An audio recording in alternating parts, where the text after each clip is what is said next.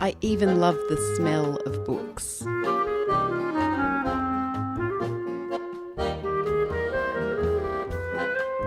Hello and welcome to Sundoku, the podcast for people who love books a lot. I'm Michaela Andreev. And I'm Kath Keneally. What are you reading at the moment, Kath? Well, a book by Polly Toynbee, who a lot of us would know as a Guardian UK columnist for years and years and years. She's probably in her late 70s now. A radical from way back, and she's written this memoir of her family called An Uneasy Inheritance, My Family and Other Radicals. Love it. And that's sort of Mitford's meets the Durrells, isn't it? Exactly right. And it is quite amazing. She's had a lifetime of thinking about the influence of class on people's lives, and she's dug right back as far as she can in her family on both sides, and there are celebrated radicals way, way, way back. It's in the genes. And she can't find a working class family member to save her life, but they were all dedicated to very good causes, which, however, tended to make them terribly bad parents. And so from generation to generation, there's a reaction from the children, a rebellion from the children that takes them in various ways. But she observes particularly that as they come to adulthood, the children of whatever generation, the urge to give their children the best start possible tends to force them into, or at least prompt them into sending them to private schools, the enclave of course, and the, germinator of the upper class that they're so furiously fighting in the rest of their lives. It's a brilliant book. I really, really recommend it. It sounds so entertaining. What was the title again? An Uneasy Inheritance. That's it. My Family and Other Radicals. I love it. I'll look out for that one. That sounds great. If I can borrow it from you, even better. You can. Well, I've been having a most delightful time reading The God of No Good by Sita Walker. It was given to me by a friend who said, I'm giving this to you because she is someone who I think the three of us could sit down and have a really good dinner with. Yeah, she's just great company. I want you to meet her. And it delivers. The book delivers on that promise. You're introduced to an absolutely wonderful woman who's writing about her family, again, not unlike your book. 5 matriarchs rule this family. And the main character is probably what we'd say losing her religion, losing her marriage. Things are going wrong. But it's a book about love. As the cover says, it's a book about love and all types of love. And it brought a tear to my eye a number of times. It's great. Australian? So, yeah, it is Australian, but she's of Sri Lankan background. Okay. And we may have all noticed that Shankari Chandran has a new book out, winner of the Miles Franklin. Yes. Was it Chai Time in Cinnamon Gardens? Yes, and featured on this very program. Her new book is called Safe Haven.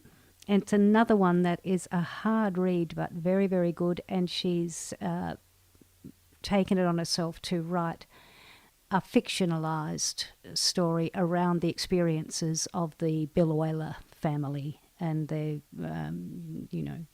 horrible back and forths to detention centres and yet being embraced by the community at Biloela. And that's a hefty topic. It's a hefty topic, and she does it very well. Brilliant. And will you be speaking to her in a future episode, do you think? We'll make an effort in that direction for sure. Sounds good. Yeah. And what are you bringing to the table today? Well, I'm bringing a non-fiction book to the table today, and it's called The Tree Collectors, Tales of Arboreal Obsession by Amy Stewart. About trees? You got it. It's a collection of stories about people who feel about trees the way we feel about books. They love them. And what surprised me was just the many and the varied ways that people can collect trees. Because let's face it, we don't all live on acreage. We can't all have forests. So it was a really interesting book to learn about how people collect trees or things about trees. So it was just amazing to think that there was people who did such a thing. Anyway, what are you bringing to the table, Kath?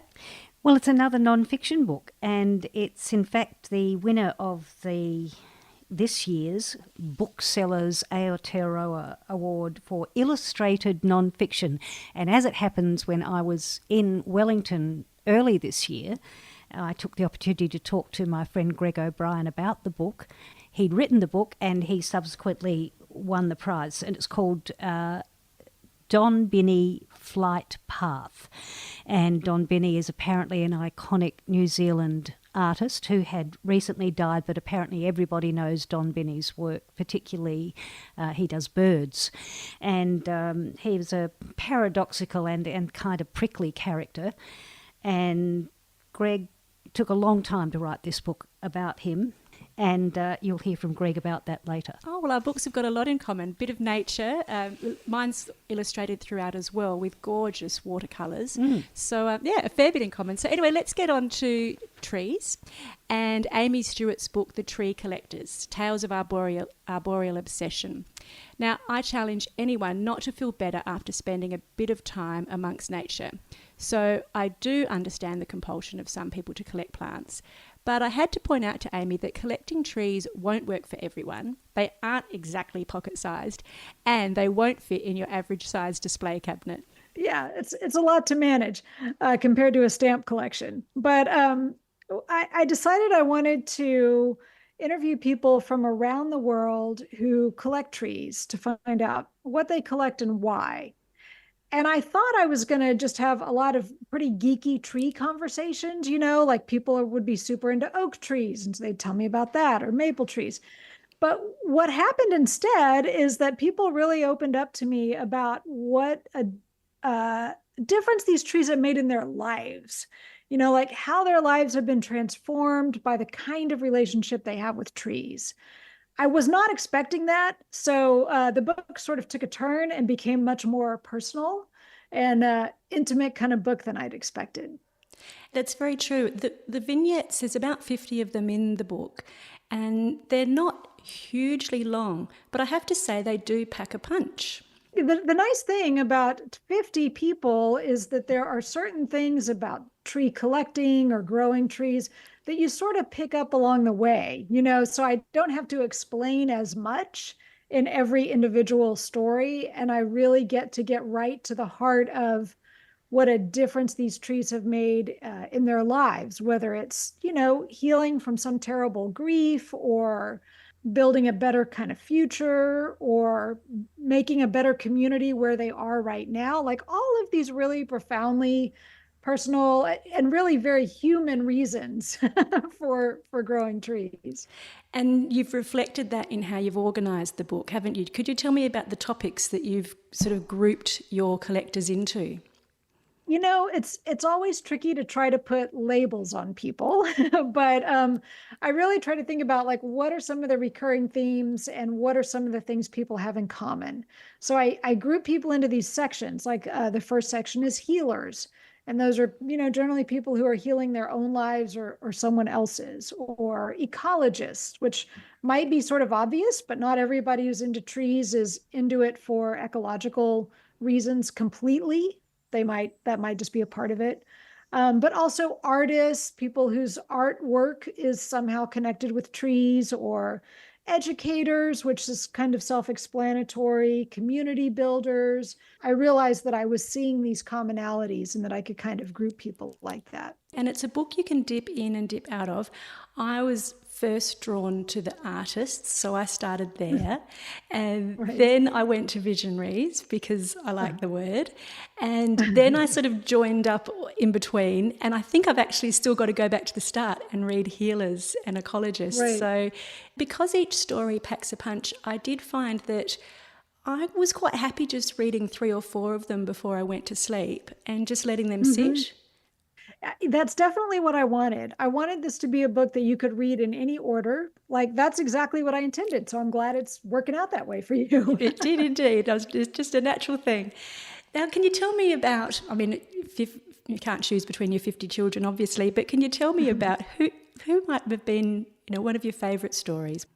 Well, I guess I would have to say one is the woman who begins the book. Like there's a reason she's the first person in the book, Vivian Kay. She lives in Northern California, and she's Korean American. She grows persimmon trees in a small backyard. And this is important to emphasize. Not all these people have huge properties with a lot of land. She's in a very ordinary little suburban backyard growing persimmon trees because persimmons let her kind of connect with her family. You know, she talks about how when she's sometimes with her aunts and her grandparents and so forth, it's hard to make those intergenerational connections, especially when you're an immigrant family. So she sends boxes of persimmons to her family as sort of a way of saying, like, I love you and care about you and I see you. And so, you know, it's a way for them to connect culturally, but also she is a playwright, and she's written a play about persimmons and their role in her family, and also in some family tragedies that happened back in Korea a few generations ago. So she's really got a lot of spiritual reasons for growing the trees she grows and for the way that she shares that fruit and who she shares it with. I guess one of the surprises when I read your book was that, and you alluded to this at the start, you don't have to collect trees, and it doesn't have to be you don't have to have a large amount of space. And I just found some of the options so surprising in the book. I don't want to give them all away because I want people to enjoy that surprise as well. But one woman who collects pine cones, for example, she didn't have the room for the trees. That's right. You know, I really wanted this to be a book for everybody. And when I say everybody, I mean everyone. Like, I really tried to get people from all over the world, from all walks of life, and kind of from all income levels. I mean, when you talk about planting trees, you get at the question of land. And when you talk about land, then it becomes a question of who has land and who doesn't and why, right? So yeah, there's definitely people in the book who their tree collection is, for instance, maybe what we would call unauthorized forestry, where they have gone around and snuck trees in to vacant lots or abandoned median strips down the middle of a busy street or backside of a warehouse, somebody where nobody's really going to notice. So a little bit of kind of vagrant, you know, guerrilla gardening, but all sorts of ways that even tree cataloging projects are a way to be a tree collector.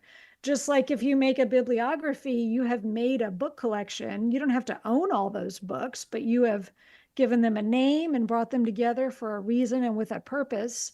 So, you know, people do tree cataloging projects in their neighborhoods or in their communities just to document what's there, maybe take photographs or make drawings. And even that is a type of collecting. Who are collectors? What do you think unites them? What do they have in common? This was always a question I asked. I would ask people, did you collect other things in your life before this? And some people, the answer is a definite yes. They are born collectors. They collected coins or marbles or something when they were kids, and they've moved through many different collections over time. And then they finally got to trees. And as one woman told me, she said, everything else I collected was about the past.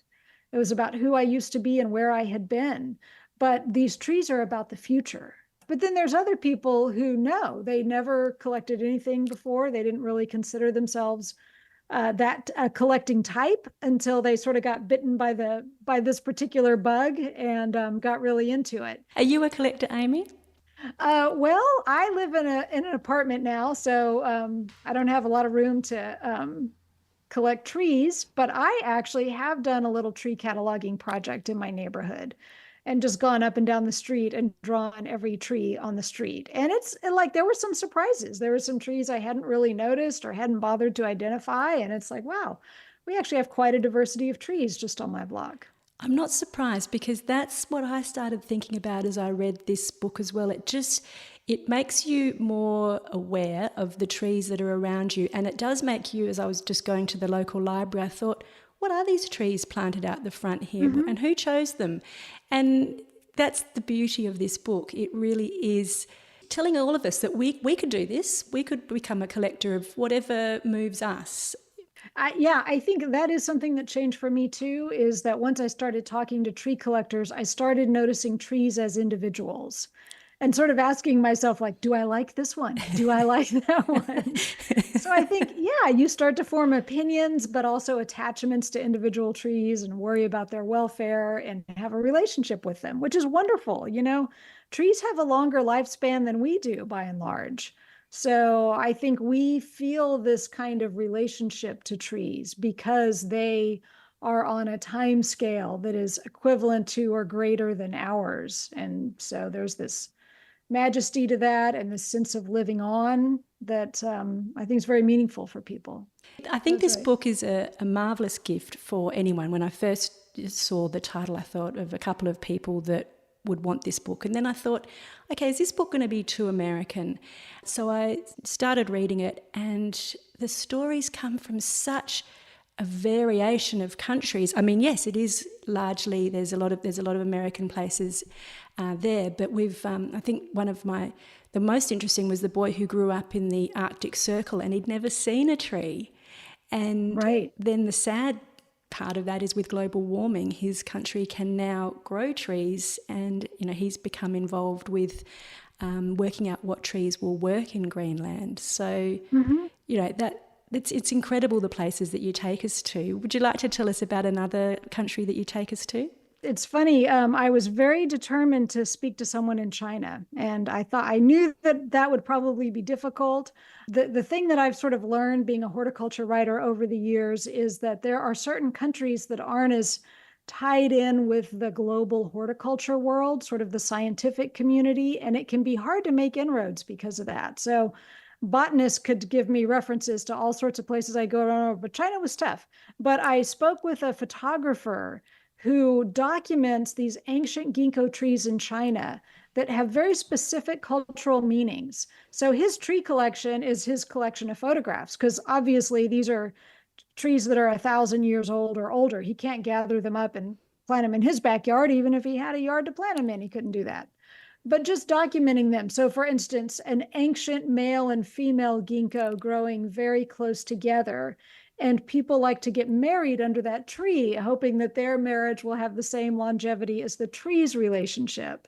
His name's Jimmy Shin, and I love talking to Jimmy because these are trees that all have those kind of funny cultural associations that I just never would have known about otherwise. Did you need translators to talk to some of the people that you were interviewing? Yes, that was one of the most fun parts, actually, is I would hire these interpreters. There are a bunch of people who don't speak English in the book. I would hire them and I would explain the project and give them kind of a list of questions. But then I would tell them, I want you to conduct the interview. You don't have to stop and simultaneously translate for me. You do it. You talk to them and ask whatever other questions you think of, and we'll record it and do the translation later. And I'm just going to sit on the call in case anyone has a question for me. And for some reason, Amy. It was so great because there was something about just sitting there. Sometimes it'd be real late at night for me because it was the next day for them or whatever. So I'm just sitting there in my pajamas, and here's these two lovely Japanese people talking to each other about trees. They'd never met before.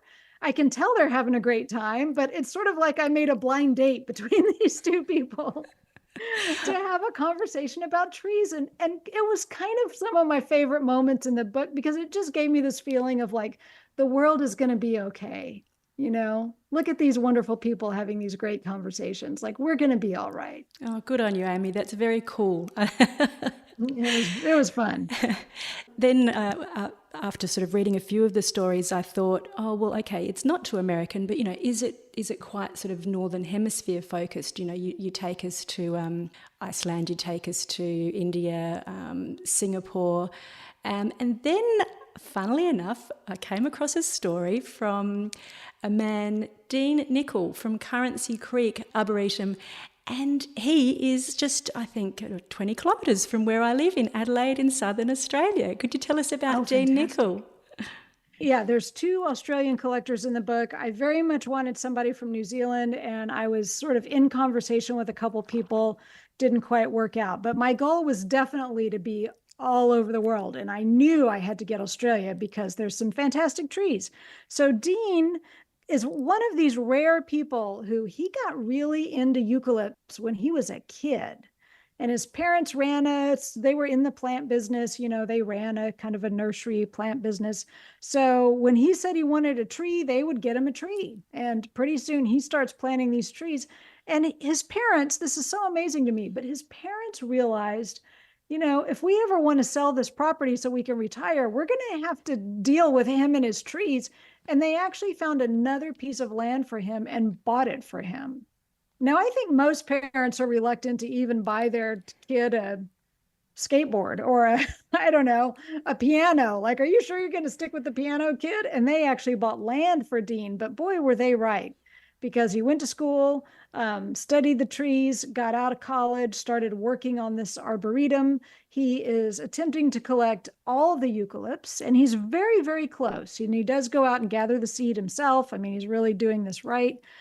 He's super close, but sometimes they recategorize the species so that you end up with a few extra that you thought you had them all, but now the taxonomists have changed them. So he's still chasing after a few, but he's wonderful. He has such a passion for the trees and the diversity. And I mean, I think they're amazing trees, but he feels they can sort of get taken for granted. And he's out to sort of convince people that no, there's much more to see here, and we should really celebrate them. And from that grand scale, I'll just make one quick mention of probably, I think, my favourite story. It's really hard to judge, but I think it was, what's her name? Alpana Vij in Singapore, yes. in the artists section. Do you want to quickly tell us about that one?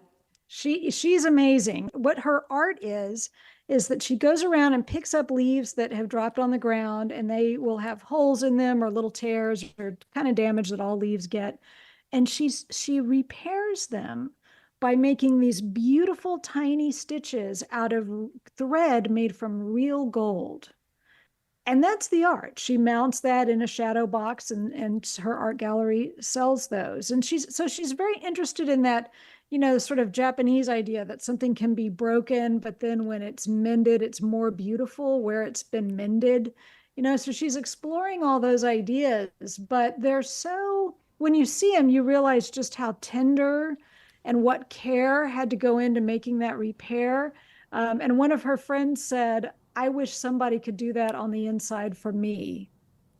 And I just felt that. I felt the same way, because you really understand it. You understand this little moment of intense caring and really treasuring of something as small as a little fallen leaf. It's just beautiful. Yeah, it is. It's a book that's full of stories that have it all. And I have to say, you are so talented, Amy, because not only do you capture those stories, but you illustrate them as well. The book is rich in colour. Can you tell me about the illustrations? Sure. Yeah, this was my first time to illustrate my own book. I'd been doing oil paintings for a long time, but that's not a good book illustration medium. So I'd gotten into watercolor and colored pencil and works on paper more. And I realized, I think I could actually do this. So my idea was, for everyone, I did a portrait of the person and a portrait of their trees. And I thought that if I illustrated it, it would sort of feel like they were all living in the same world together. That would sort of bring them all together, and they're in a little dreamy place that they exist in. But also, I wanted it to have a kind of a casual, sketchbooky sort of vibe. Like, this is very, very much like what I do in my sketchbook, right? So nothing that looks like a very labored, detailed studio portrait. I wanted it to feel like anybody could do these drawings. Like, this is just an everyday, I wanted it to have a very everyday sort of feel. So it was really fun. I enjoyed doing it. Oh, it's lovely. And you also bring each person to life for us. You create a portrait of each of them that speaks to what their story is going to be about. So as we've said, the book has got stories, it's got these beautiful illustrations, and then it's also peppered with all of these little breakout sections where there might be lists or tips on how to do things. I think my favourite list was the collective nouns for trees.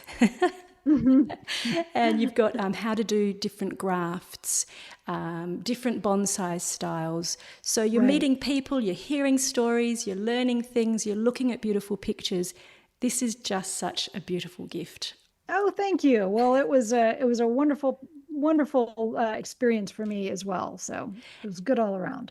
The final story is of poet W.S. Merrin, who planted a tree every day for 30 years, which is quite incredible. And he's quoted at the opening pages of your book, and he says, "On the last day of the world, I would plant a tree," which I found so moving. And I think you've created a book about trees, but You've also created a book about optimism, and I just really want to thank you for that, Amy.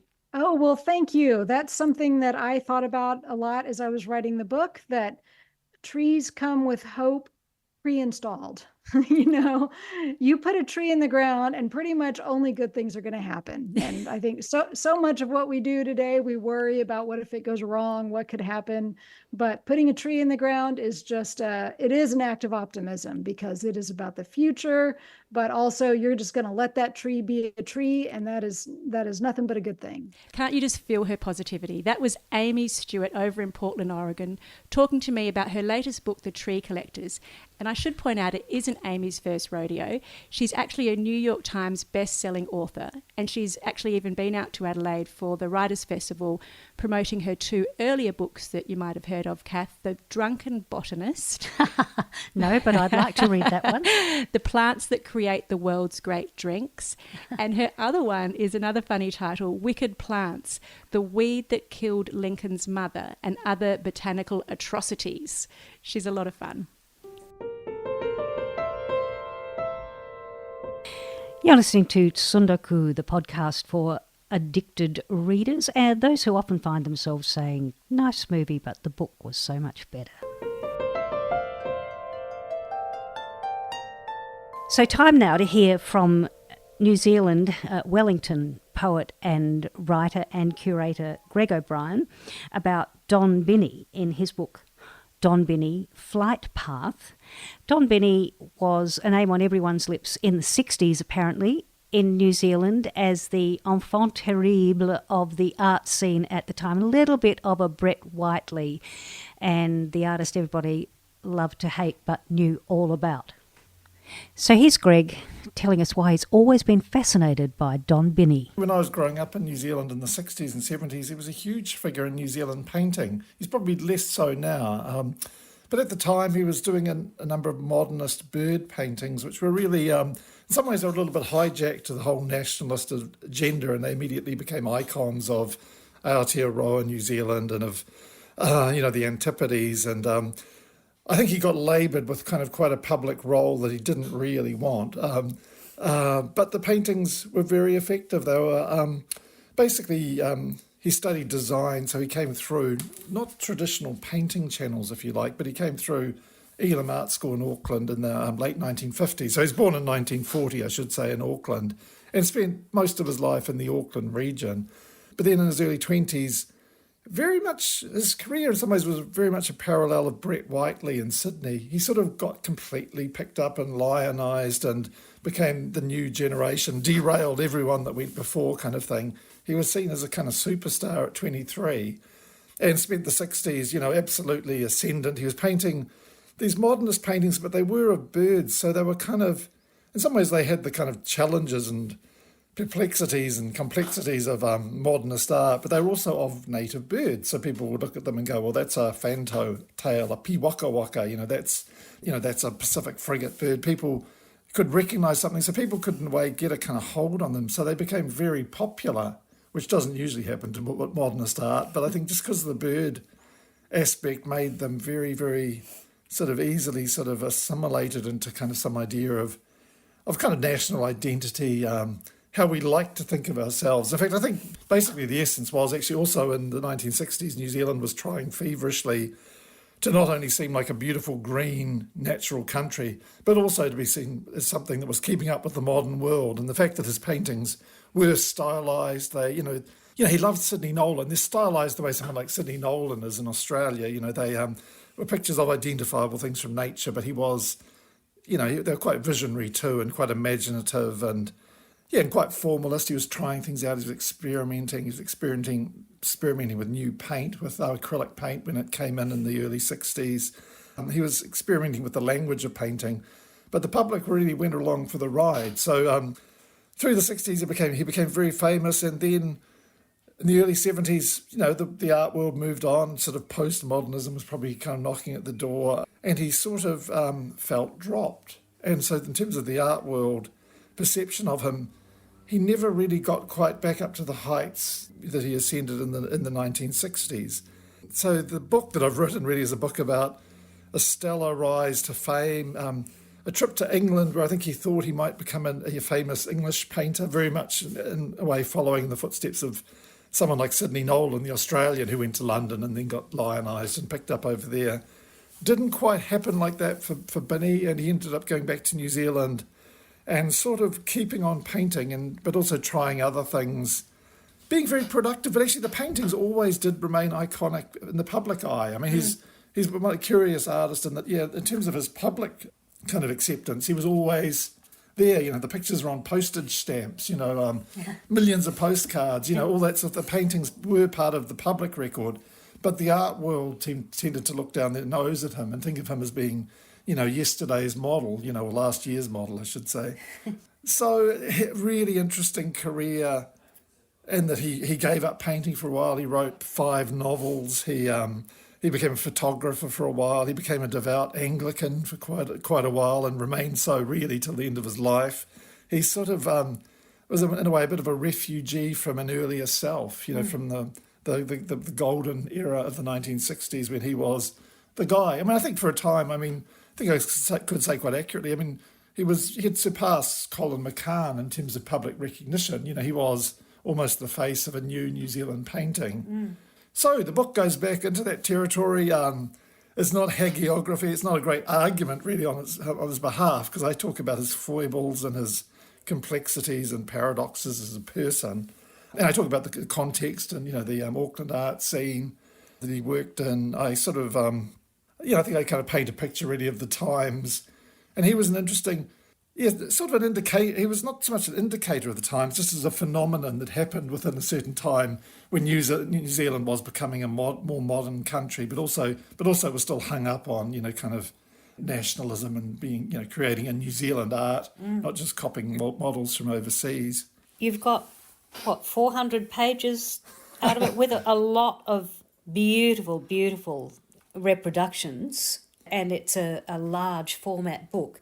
How did you go about it? Did you just line up all the people who knew him that you would be able to get to and go and talk to them, or did you have a plan in your head from the start? It evolved. I worked on it for about 6 or 7 years. To start with, very much it was based about the painting. So in a way, it has turned out possibly more of a biography than a monographic text would normally do. That's because I thought the paintings were such an expression of his character, and also of the mechanics of his life. Him giving up painting and then starting again. And at one point, he wanted to move to Australia because he thought New Zealand didn't recognise him, and so he did exhibit on a couple of occasions in Sydney. He loved Australian bird life. He thought the Australian bird life was even better than the New Zealand bird life, although you're not meant to say that. But he did say, how can you compare a fern bird to a galah, in terms of its kind of dramatic colour and assertive qualities of sound and everything else. So, and this was also because he was being lumped with being a New Zealand nationalist all the time, so probably moving somewhere else would have been a nice way to throw that off. But how did I sort of go about doing it? I guess basically it was the paintings were there to tell the story. I worked closely with the family. At a certain point, I did stop sort of having conversations with people because I was aware that, you could do a very big biography of him, and I had to put a limit on it, and so I was always, I was getting instructions to go and visit someone's aunt in Te Henga, to go and find out, what Don used to do on Tuesday afternoons, 1963. It was actually very interesting. I kind of almost wanted to do that, but I also realised it was going to take more and more years. So basically I've used his art career as, I guess, the framework to tell the story. I certainly spoke to all the artists and critics and dealers that it was still around. And also he kept a huge journal. Literally millions of words of journal jottings, as well as his novels. He also wrote art criticism for a time of other people. So he published quite a lot of material too as a writer. In fact, at one point he did actually say he was giving up painting to become a writer, full stop. But then he sort of backtracked on that. I think quite fortunately for all of us, really. He did go. He's a much better painter than he was a writer. But the writing's interesting. I quote him a lot. Because when he was writing about his painting back in the 1960s, his own painting, I think he wrote about his painting better than anyone else did. He wrote better art criticism of himself than anyone else managed to do. So blinkered probably to a point, but actually he turned a great phrase, and he could be very funny. I think the book does have some laugh out loud moments in it, which I think is very good for an art monograph. Yeah, Often, absolutely. And do you think that it will appeal to a wide reading public or to the art aware?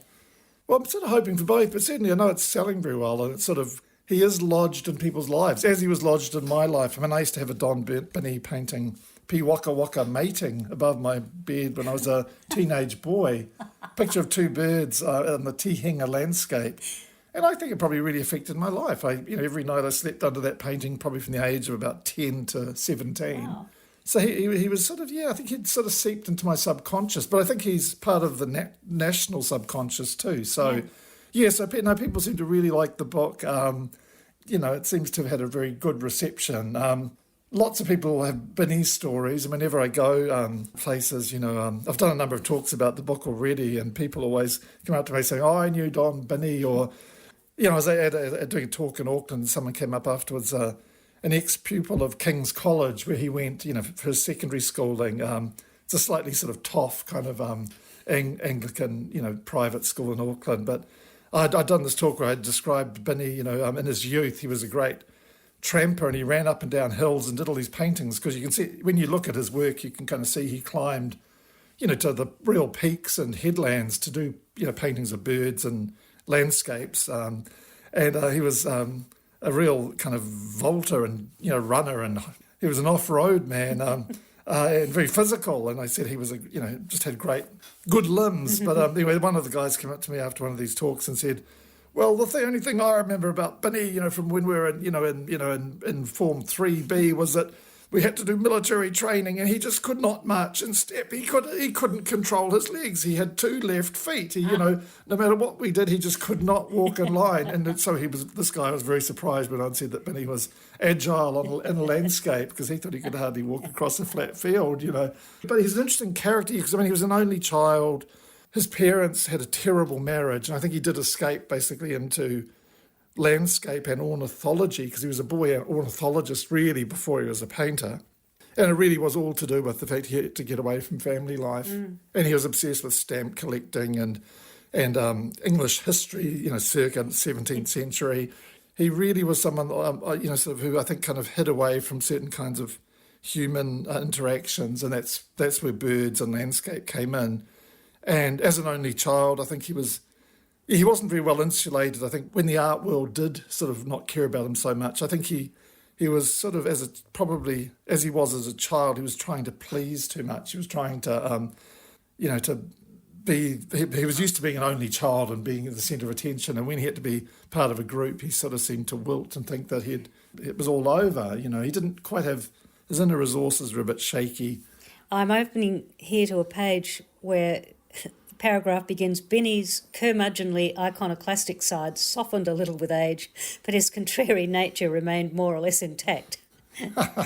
No, that's completely true. Yeah, he was, I knew him a little bit. I'm quite pleased I didn't know him too well, because I sort of think that would have probably got in the way, really. But yeah, he was very opinionated. He taught at Elam School of Fine Arts, for a couple of decades later in life. And interestingly, there are artists I know who were taught by him, people like Elizabeth Thompson, who you know, Kath. And he was fantastic. Really told her just to do her thing, and but also connect with nature, connect with the elements, connect with the energy of the planet. He was a very bookish person, but he actually was also very plugged in, I think, to just almost he was an environmentalist. I should have said that early on too. So he was very plugged into, kind of the world and its preservation and the issues that arise around that. So some pupils would say he was the dream teacher, but I think this is often the case in art schools. Others said he was hopeless and grumpy and sort of screamed at people. And one person in fact told me that they'd done a drawing and Binney got a red felt pen and scribbled all over it. Which isn't good teaching practice. So I don't know. I kind of think maybe as a character there was just a kind of energy in him. And I think the paintings, to me, certainly sort of transcend him, actually. That's probably one thing I did think. For all my, it's quite a big text I've written here. But I think that the paintings also just take a couple of steps, the really good ones, take a couple of steps away from him, which I do think is what actually, with, I think, really important, great artists, that often is the case. The thing just becomes a bit inexplicable. There's nothing I can tell you about his childhood or his knowledge of Maori culture or his connection to Te Henga on the beach on Auckland's west coast, where he spent a couple of decades absolutely nourished by the place and its history and its mythologies and its bird life, I can explain everything to a point, but actually the really good paintings sort of just, they also exist somewhere else. And I quite like that. I think it's quite humbling as an art writer. I've written quite a bit about art in my life, but I do quite like the sense that there is a limit to what you offer and the painting. And then people have just got to move their eyes to the adjacent page and just look at the work, and there it is. Would you read this paragraph as a final comment? It looks like a final verdict from you. Okay. Binney was a willful, polymathic, at times brilliant artist. His greatest works, I believe, go beyond his conscious intentions. They reach intuitively, instinctively, far beyond the artist himself. Transcending his individualism with all its foibles, his community and his own cultural bearings, his paintings are deeply pan-cultural in nature. As a broadly sourced, influential, environmental statement, his painterly oeuvre is singularly remarkable. Such were the territories he walked across, respectfully, responsively, throughout his life. So that was Greg O'Brien, the author of Don Binney Flight Path from Auckland University Press. Beautifully illustrated. I'm sure you could get your hands on it, and it just won the 2024 Booksellers Aotearoa Prize for Illustrated Nonfiction.